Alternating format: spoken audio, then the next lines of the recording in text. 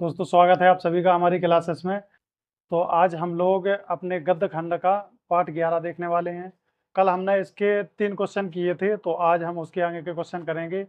हमारे पाठ का नाम है नौबत खाने में इबादत और इसके लेखक हैं यतीन्द्र मिश्र। तो चलिए दोस्तों देखते हैं। हमने इस पाठ के 3 क्वेश्चन पहले किए हैं, तो दोस्तों आशा करते हैं कि आप लोगों ने इसको अच्छे से पढ़ा होगा और याद भी किया होगा। तो चलिए दोस्तों हम उसके आगे के देखते हैं। जितना भी आपको क्लास में दिया जाए तो कम से कम उतना याद करने की कोशिश करें। तो हमारा आज का चौथा प्रश्न है, काशी में हो रहे कौन से परिवर्तन बिस्मिल्लाह खां को व्यतीत करते हैं। यानी कि उन्हें कौन से काम चल रहे हैं काशी में, कि कौन से परिवर्तन चल रहे हैं कि बिस्मिल्लाह खान जी को व्यतीत करते हैं, यानी उन्हें विचलित करते हैं या फिर अचंभे में डालते हैं या फिर उन्हें परेशान करते हैं। तो ऐसे कौन से काम हो रहे हैं काशी में, हमको ये बताना है।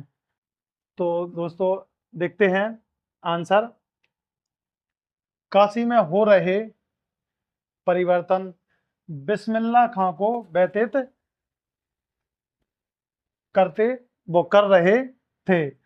तो दोस्तों हमने पहले आंसर में अपना शुरुआत की है, तो क्वेश्चन को ज्यों कहते हैं लिख देंगे। काशी में हो रहे कई परिवर्तन बिस्मिल्लाह खां को व्यतीत कर रहे थे। काशी में काफी परिवर्तन ऐसे हो रहे थे जो कि खान जी को विस्मित कर रहे थे या फिर उन्हें दुखी कर रहे थे। तो वे दुखी थे कि काशी में संगीत, साहित्य तथा अदब की कई परंपराएं समाप्त हो रही हैं। तो दोस्तों वह इसलिए परेशान थे कि काशी में काफी परिवर्तन हुए पहले की अपेक्षा, जिनमें संगीत, साहित्य तथा अदब इन सभी की परंपराएं समाप्त हो रही थीं। और आज के कल्चर में हम लोग पुरानी परंपराओं को भूल जाते हैं। यही कारण था कि काशी में भी यही हो रहा था, जो कि बिस्मिल्लाह खान जी इसको देखकर दुखी हो रहे थे। तो काशी में संगीत, साहित्य तथा अदब की कई परंपराएं समाप्त हो रही हैं। और पहले जो मलाई, बर्फ बेचते थे और देसी घी की कचौड़ियाँ, मिठाइयाँ मिलती थी। तो दोस्तों पहले के ज़माने में क्या हुआ करता था कि मलाई बर्फ बेचते थे। जो लोग मतलब मलाई बर्फ बेचते थे वो दोस्तों अब वह काम नहीं कर रहे थे। और देसी घी की कचौड़ियाँ मिलती थी पहले, अब वह भी प्राप्त नहीं हो रही थी और मिठाइयाँ मिलती थी। तो दोस्तों अब जो शुद्ध दूध की मिठाइयाँ बनती थी, शुद्ध दूध से जो खोवा निकलता है उसकी मिठाइयाँ बनती थी, अब दोस्तों उसमें भी मिलावट आने लगी थी। तो बिस्मिल्लाह खान ने ये सब देखा, तो यह देखकर वो दुखी हो रहे थे। अब उनकी लगातार कमी हो रही है। तो दोस्तों इन सभी चीज़ों की भी कमी हो रही थी, तो एक कारण यही भी था कि उनके दुखी होने का। और कुछ अन्य भी कारण थे। तो अन्य कारण थे, गाने वालों में संगीत के प्रति जो अदब होता था अब वह समाप्त हो रहा था। तो दोस्तों जो अदब हुआ करता था, जो संगीत के प्रति गाने वालों की जो इज्जत हुआ करती थी, उसके प्रति जो लगाव हुआ करता था, तो वह भी अब समाप्त हो रहा है। तो बिस्मिल्लाह खान ने जब देखा कि काशी में गाने वालों में संगीत के प्रति अब अदब या फिर लगाव भी कम हो रहा है, तो एक यह भी कारण था कि वो दुखी हो रहे थे।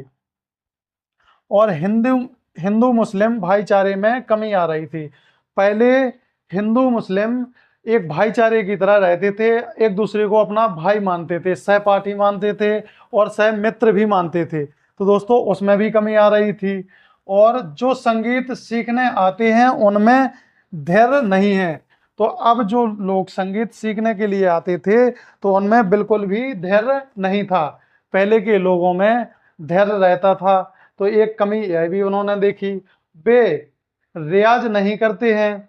वो कोई भी रियाज नहीं करते कि मतलब संगीत सीखने में थोड़ा सा धैर्य रखें, यानी कि पेशेंस रखें कि चलो आज इतनी मेहनत की और कल और मेहनत करेंगे, तो थोड़ी से धैर्य से काम लेंगे तभी तो होगा। वो तो आजकल व्यक्तियों को सभी को जल्दी की पड़ी रहती, तो यह भी उनमें नहीं था। तो उन्होंने लोगों में संगीत के प्रति धैर्य भी नहीं देखा और चैती कजली आदि गायब हो रहे हैं। तो दोस्तों जो चैती हमारा गायन था और कजली, तो यह चैती और कजली जो गायन था, जो गीत थे, तो यह भी गायब हो रहे थे। तो यह सभी बातें बिस्मिल्लाह खां को दुखी करती थीं। तो दोस्तों हमने यह पढ़ा कि बिस्मिल्लाह खान जी को कौन कौन सी बातें थी कि जो काशी में कौन कौन से वो परिवर्तन हो रहे थे जिसके कारण उन्हें दुखी होना पड़ा। तो उनमें से कुछ कारण थे, संगीत और साहित्य की कमी आ रही थी, और जो कचौड़ियाँ, घी की कचौड़ियाँ मिलती थी, मिठाइयाँ मिलती थी, वह भी नहीं मिल रही थी। तो इनकी लगातार कमी हो रही थी, और गाने वालों में संगीत के प्रति जो अदब थी वह भी कम हो रही थी, समाप्त हो रही थी, और हिंदू मुस्लिम भाईचारे भी कम हो रहे थे, और चैती और कजली गायन भी समाप्त हो रहे थे। तो गाने वालों में धैर्य भी कम हो रहा था। तो दोस्तों यह सब कमी देखी तो बिस्मिल्लाह खां को दुखी, यही सभी बातें बिस्मिल्लाह खान जी को दुखी करती थी। जब उन्होंने देखा कि इन सभी चीज़ों में परिवर्तन हुआ है तब उनको बड़ा दुख पहुंचा। तो दोस्तों आपको इन सभी बातों को याद रखना है, इसको नोट कर लें, आप स्क्रीनशॉट ले सकते हो। इसके बाद हम लोग अगला क्वेश्चन लिखते हैं।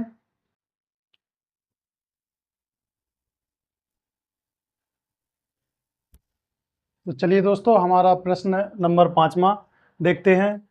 तो क्वेश्चन नंबर हमारा 5वां कहता है कि पाठ में आए किन प्रसंगों के आधार पर आप कह सकते हो कि, इस प्रश्न दोस्तों इस प्रश्न में हमसे का और खा के रूप में, दो फैक्ट के रूप में दो क्वेश्चन पूछे गए हैं कि इस पाठ में आए किन प्रसंगों के आधार पर आप कह सकते हो कि बिस्मिल्लाह खां मिली जुली संस्कृति के प्रतीक थे। एक तो प्रश्न हमसे ये पूछा जा रहा कि बिस्मिल्लाह खां मिली जुली संस्कृति के प्रतीक थे, और दूसरा क्वेश्चन हमसे पूछा जा रहा है कि वे वास्तविक अर्थों में एक सच्चे इंसान थे। तो दोस्तों पहले हम का आंसर देंगे।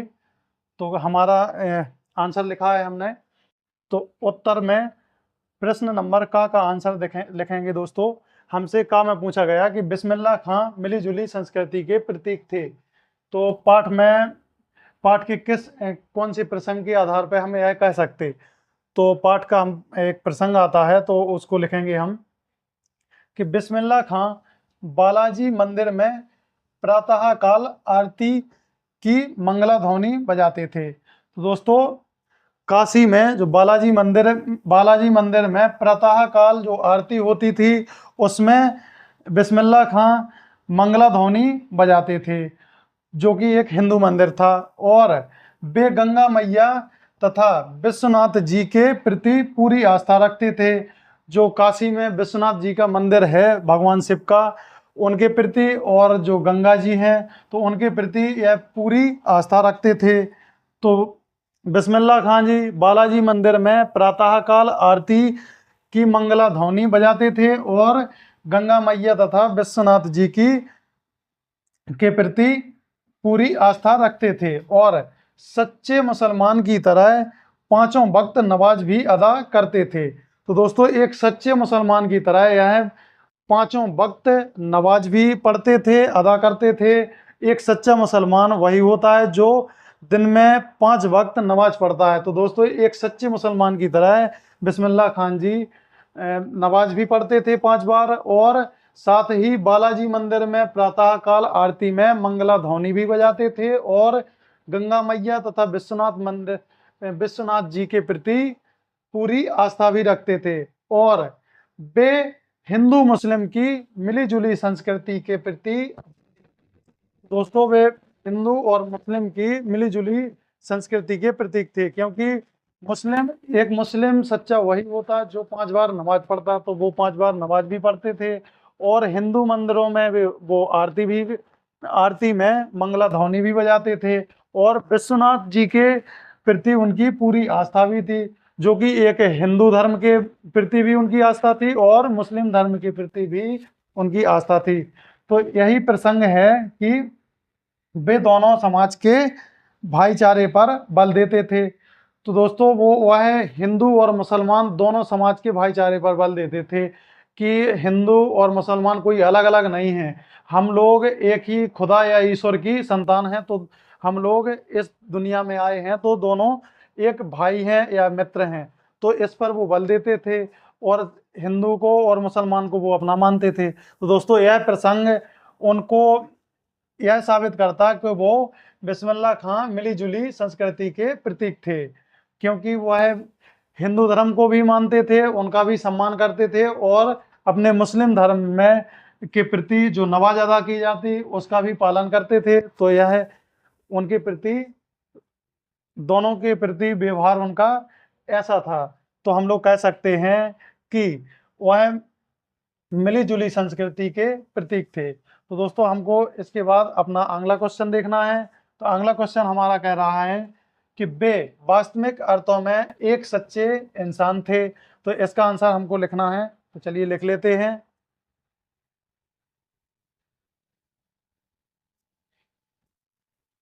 दोस्तों हमने अपने इसी प्रश्न के खा का आंसर लिख लिया है।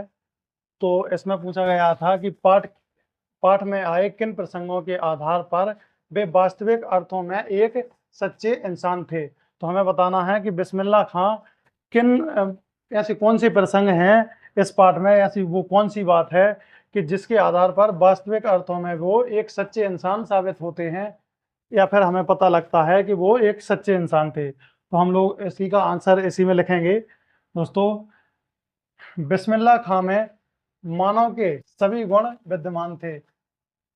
जो मनुष्य में जो गुण होने चाहिए कि एक अच्छा आचरण होना चाहिए, एक दूसरे के प्रति अच्छे व्यवहार होना चाहिए, तो उनमें ये सभी गुण विद्यमान थे और उनमें अहंकार का भाव जरा भी नहीं था।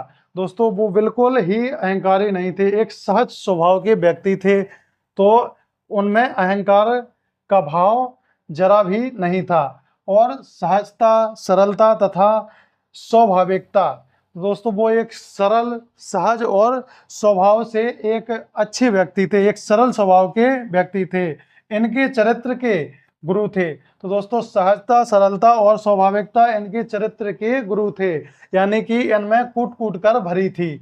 और वे मुहर्रम पर शोक मनाते थे तो होली पर सभी से खुले दिल से मिलते थे।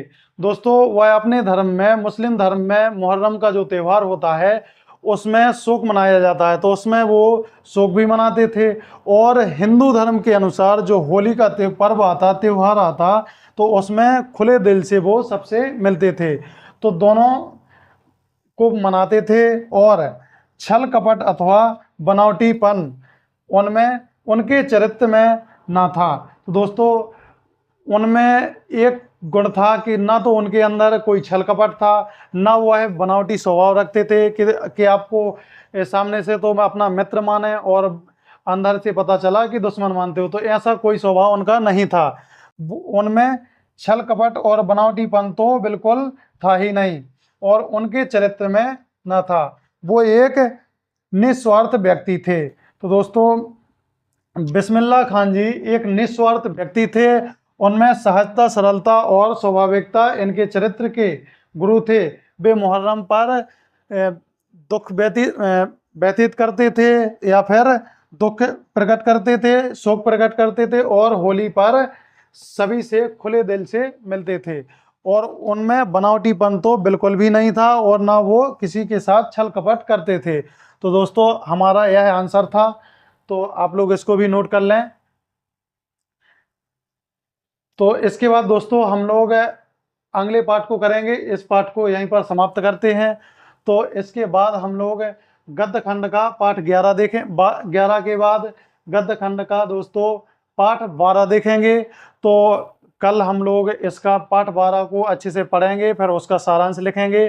तो दोस्तों आप लोग, आशा करते हैं कि आप लोगों ने पिछली क्लासों को अच्छे से पढ़ा होगा, ना पढ़ा हो तो आप लोग जाइए यूट्यूब पर हमारे चैनल को देखें, अच्छे से पिछली क्लासेस को पढ़ें, और जो आगे क्लासेस आने वाली हैं उसके लिए दोस्तों आप हमारे चैनल को सब्सक्राइब कर लें, ताकि आपको जो भी क्लासें इस यूट्यूब पर अपलोड की जाएं तो आपको वो प्राप्त हो सके। और अपने दोस्तों में भी इस चैनल की लिंक को शेयर करें ताकि उनको भी इस चैनल का लाभ मिल सके। तो चलिए दोस्तों, आज के लिए इतना ही रहने देते हैं। हमारी क्लासेस में बने रहने के लिए आप सभी का धन्यवाद। जय हिंद दोस्तों।